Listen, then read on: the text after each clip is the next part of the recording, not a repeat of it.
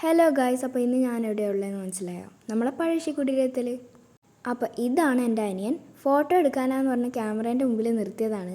പിന്നെ ആൾക്ക് മനസ്സിലായി അത് വീഡിയോ എടുക്കാനായിരുന്നു എന്ന്. അതുകൊണ്ട് തന്നെ ഓൻ വേഗം എസ്കേപ്പ് ആവും ചെയ്തു. അപ്പോൾ ഇതാണ് കേട്ടോ നമ്മളെ പഴശ്ശി കുടീരത്തിൻ്റെ വ്യൂസ്. കുറച്ചേ കാണാനുള്ളെങ്കിലും നല്ല രസമാട്ടോ അങ്ങനെ നടന്ന് കാണാൻ. പിന്നെ അവിടെ നല്ല വലുപ്പത്തിൽ എഴുതി വെച്ചിട്ടുണ്ട് പഴശ്ശി കുടീരം എന്ന്. അതൊക്കെ കണ്ട് നടന്ന് പോകുമ്പോഴാണ് ഞാനൊരു കാഴ്ച കണ്ടത്. വേറൊന്നുമല്ല, ഈ ചാമ്പക്ക തന്നെ. തിന്നാൻ കിട്ടിയാൽ നമ്മൾ വിടുവോ?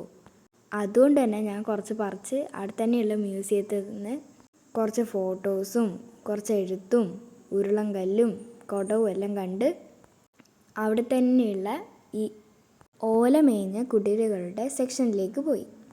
വിവിധ ടൈപ്സ് ഓഫ് കുടിൽസ്, അങ്ങനെ ഡിഫറെൻ്റ് ആയിട്ടുള്ള കുടിലൊക്കെ കണ്ട് പിന്നെ നേരെ പോയത് നമ്മളെ നാണയത്തൊട്ടിൻ്റെ സെക്ഷനിലോട്ടാണ്. നമ്മളെ നാണയം പോലെ അല്ലടോ, നല്ല കുഞ്ഞി നാണയം, ലൈക്ക് മിനി നാണയംസ്. നമ്മളെ നാണയത്തിൻ്റെ പകുതി പോലും ഉണ്ടാവില്ല. അങ്ങനെ മ്യൂസിയത്തിൽ ഇറങ്ങി അങ്ങനെ നമ്മൾ വീട്ടിലേക്ക് പോവാണ്. ബൈ ദ ബൈ, എൻ്റെ ലെയർ കട്ട് എങ്ങനെയുണ്ട്? ഇഷ്ടപ്പെട്ടാൽ കമൻറ്റ് ചെയ്യുക. ഇതൊക്കെ എൻ്റെ അമ്മേൻ്റെ കലാവിരുതാണ്, ഈ ലെയർ കട്ട്. അങ്ങനെ എങ്ങനെയൊക്കെയോ ഞാൻ അമിത്തുവിനെ ഒന്ന് ക്യാമറേൻ്റെ മുമ്പിൽ ഇരുത്തി.